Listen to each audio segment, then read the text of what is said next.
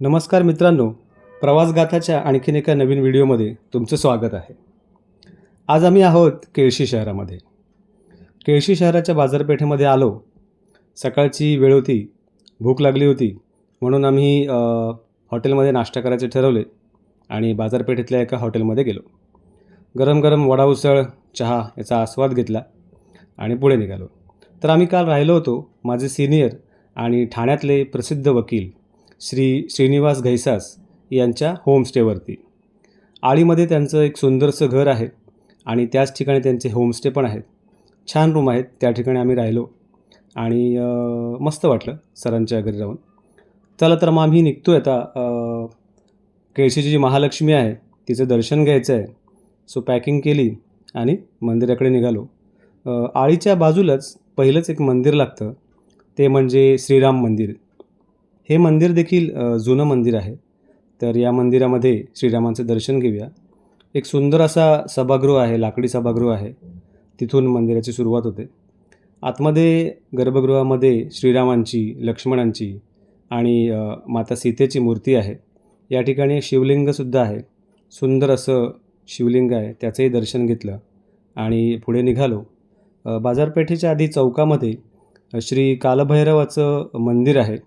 हेही मंदिर जुनं आहे आणि पुरातन मंदिर आहे. या मंदिरात दर्शनासाठी गेलो. मंदिराचं गाभारा छान आहे, सुंदर आहे.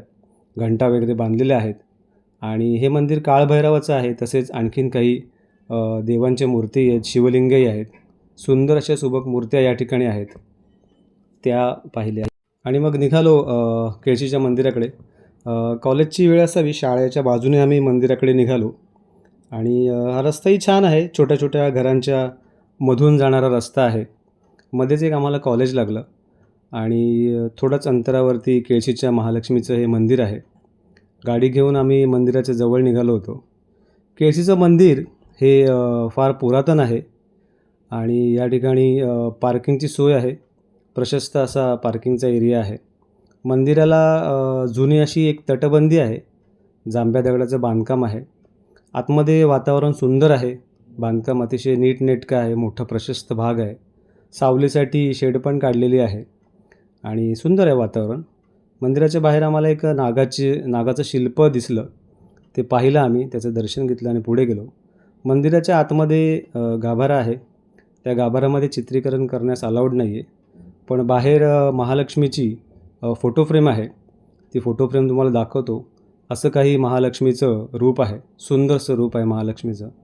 दर्शन घेतलं, बाहेर आलो आणि बाहेरचा आजूबाजूचा परिसर न्याहाळला. सुंदर असं वातावरण आहे. फार पुरातन मंदिर आहे. पेशवेकालीन मंदिर आहे. मला वाटतं जवळपास 18व्या शतकातल्याचं बांधकाम असेल आणि घुमटाचं बांधकाम आहे. हे बघा तुम्हाला दिसतंय आणि सुंदर रंगवलेलं मंदिर आहे. मंदिराचा जो बाजूचा परिसर आहे तिथे एक तळं आहे. हे तळं 12ही महिने गोड्या पाण्याचं तळं आहे आणि देवीचे तळे असे याला नाव दिलेलं आहे. उन्हाळा असला तरी या तळ्यात भरपूर पाणी होतं आणि छान वाटलं या तळ्यावरही येऊन. आणि मग आम्ही पुढच्या मुक्कामाकडे निघालो आहे. तर तुम्हाला हा व्हिडिओ आणि केळशीच्या महालक्ष्मीचे दर्शन कसं वाटलं हे तुम्ही मला नक्की कमेंट करून कळवा आणि या ठिकाणी जरूर भेट द्या. धन्यवाद. भेटू पुढील व्हिडिओमध्ये. बाय.